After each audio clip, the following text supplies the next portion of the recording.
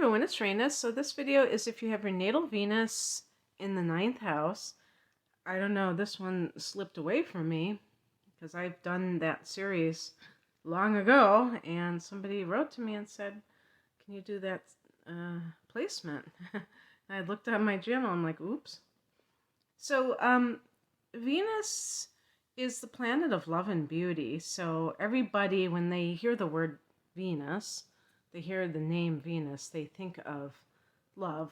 And certainly that can be, whether you're talking about marriage or just some kind of romantic situation, your partner. But it's also art. Like, what is your aesthetic? Are you the certain types of art that you like, the certain types of look that you like? What is beautiful to you? It is engaging all the senses.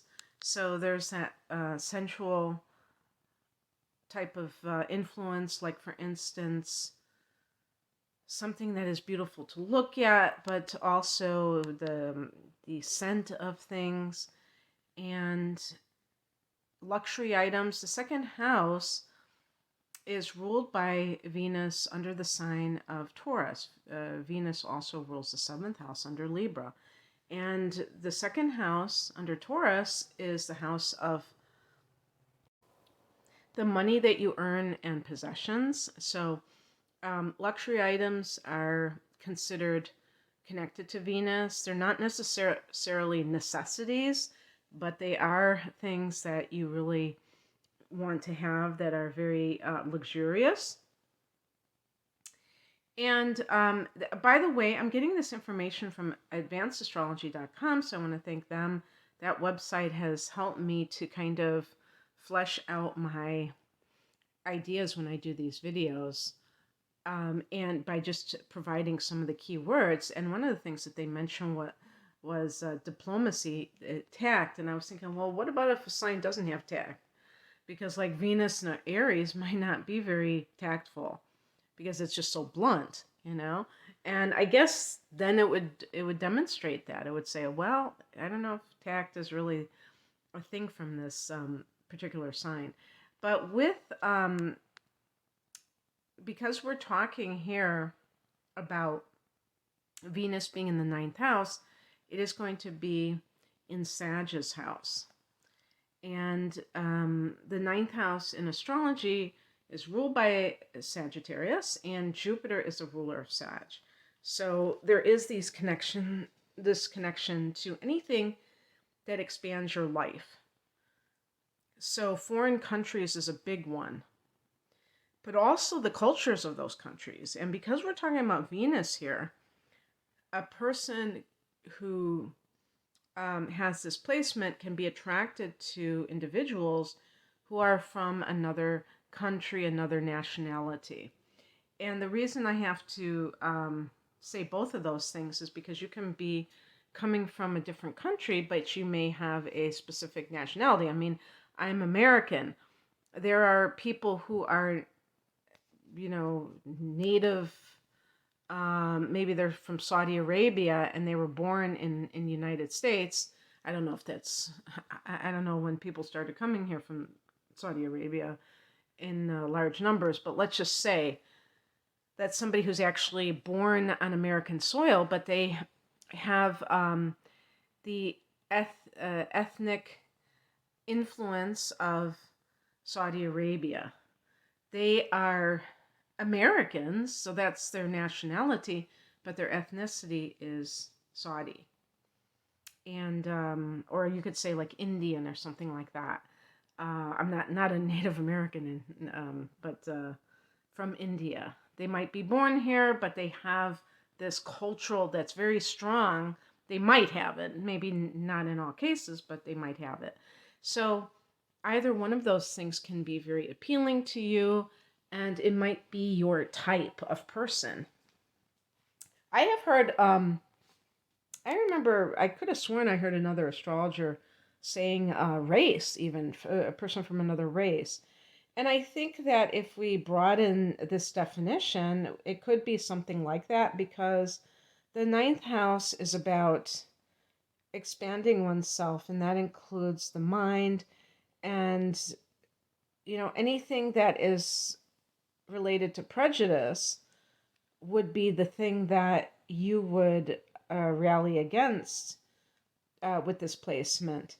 But the thing that you have to be careful of always when you find that you're attracted to people of different cultures, of different races, is to make sure that you're not reacting against something. Because I do notice that sometimes people experience, maybe they have parents who are bigoted and they just happen to always be attracted to people from different backgrounds. And I can't help but think that it's not coincidental that that is occurring, because they really are reacting against that narrow mindedness.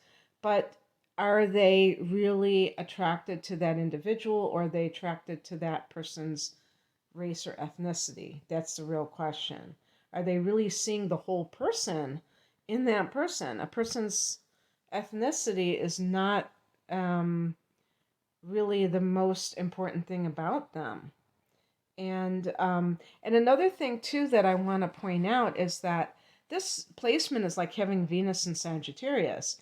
So if you get involved with somebody who is from a different country, let's say, and this could be when you're traveling, by the way, because you probably love to go to foreign countries. Venus can be the things that bring you pleasure in life.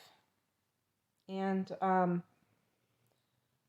so the thing is that sometimes you may be attracted to somebody from a different country or culture, and they have customs that really create a lot of restrictions, ironically, on you. So I'm using women, being a woman, I'm using that as an example because that tends to be a big one with other countries. If you're coming from a Western country and you go somewhere that's an Eastern country where, or any place, it could be, I guess this could be a Western country, but someplace that is a lot more conservative, you may find that you are being pigeonholed, and the expectations that will be placed upon you as a woman and how you're supposed to conduct yourself within that relationship may, surprise the heck out of you, and to the point where you get really pissed off about it. If you're used to having a certain type of lifestyle, sometimes people are actually um, looking for that traditional relationship. But reason I'm saying it in this context is because Venus in the ninth house is like having Venus in Sag, and that's going to be much more progressive. That's going to be somebody who believes in uh, equality and things like that. So, and I'm not putting down traditional culture at all. I'm just saying that I'm talking about what the pitfalls can be for somebody like this, and why you may have to um, find somebody else.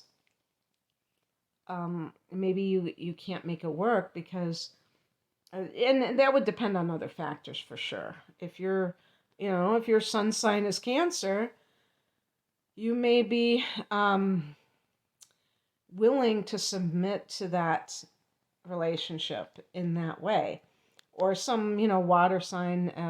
I don't know about Scorpio's always the wild card, but Pisces, or maybe if you're a Taurus sun sign, um, Capricorn woman. I don't know, but I'm just trying to. I hope I have made myself clear about that. I just think that could sometimes be a deal breaker. But then you may choose somebody else in the same vein, and you might find someone. Not everybody is the same, so there's always going to be those outliers. Um, when it comes, I'm trying to think about like artistic preferences. Again, you have to look at what else is going on here for you. If you're somebody who has Venus, you have to look at what sign your Venus is in to get a better feel for this. This is just one layer of the onion. Um, I think that one of the things that might be the most enjoyable thing on this planet for you guys would be to travel and go to foreign museums, go to the Louvre, go to um, other places that have artistic um, like even architecture in some cases can feel like living art or functional art, I should say. And you just that might be just like your favorite thing in the world. Um, Languages may come easily to you, and that might be you might know more than one language. Um, and Higher education may be something that's the whatchamacallit, the ninth house influence in academia. This may be an area that you just have you derive a lot of pleasure from intellectual pursuits. Now, what I am saying here is that I remember, and I wasn't a spring chicken either. I remember going back to college in my 30s, early 40s, I believe, and getting a bachelor's degree and being older and being able to appreciate everything a lot more. And I remember there was this one class that I had, and it was an English literature course, and there was an older gentleman that I think was a buddy of the professor, and he was probably in his mid 70s, and he was auditing that class because they have a deal probably in a lot of universities where if you're a senior citizen you can go and sit in on classes for free. And I'm sure there are some people who might actually have a brain in their head that would say, why would somebody do that if they don't have to do it? Not that they just hate learning, but that might not be their cup of tea to be sitting there like that. And that's because some people really derive great pleasure from that. And it's not necessarily just the information itself, but I think it's the social aspect of it. Rather than going to a bar and sitting at the bar and talking nonsense. This is in a way you could say this is a healthier pastime, a healthier like activity because it's you know you're not getting intoxicated, you're not doing anything that hurts your health, but you're also doing something to keep your mind productive, and you're socializing with others. Venus can be those kinds of things. And so it's just very pleasurable. And some people, have different things that they feel are fun for them. For some people, it's sports. And then there are some people, they hate sports. So we're all different. But you're the kind of person that may have an intellectual bent for sure. This is a very adventurous placement, and you just may be um, a positive type of person who loves to explore, and you have that side to yourself. Um, it's just like if somebody has Venus in Sagittarius, they may think the ideal date is going camping or hiking rather than maybe if somebody is a Venus in Taurus. Well, maybe a Venus in Taurus would do those things. And let me see. Venus in Libra, going to a symphony. And I'm not saying that somebody with Venus in Sag would never want to go to a symphony, but there's that adventurous side to you that makes you kind of, I would say, playful about love and about your own life, and you have that joie de vivre, or whatever, however you pronounce it, um, which is the love of life. And Venus is about how you give and receive love. I think a person like this is very interested in freedom, even within a monogamous relationship. So if you have somebody who's very possessive, yes, I'm talking to you, Scorpios or Taurus people, these kind of people are going to rub you the wrong way if they try to dictate to you how you should spend your days, or like whether a certain behavior you're engaging in is appropriate. So, like I had said earlier, if you love to travel, even if you're married to somebody, you may wish to take a solo vacation at some point. And it's very possible that there might be certain people out there that would balk at that. And like, what do you mean you're not going to take me with you on this vacation? Whoever heard of partners traveling alone when they're in a marriage or committed partnership? And the reason that you would do such a thing is likely because you don't want somebody to cramp your style. Even if you love that person dearly, you may be like, I don't want to have to negotiate with somebody. I want to be able to go where I want to go when I want to go there. And that just gives you that total sense of freedom. Or you just might need to get some space for yourself. Maybe, you're somebody that relationships are great, but even if a great relationship, you can feel claustrophobic at times. And believe it or not, there are going to be people who won't take offense to that, who won't read into it that, oh, he or she is probably having an affair, or they just hate my company, whatever.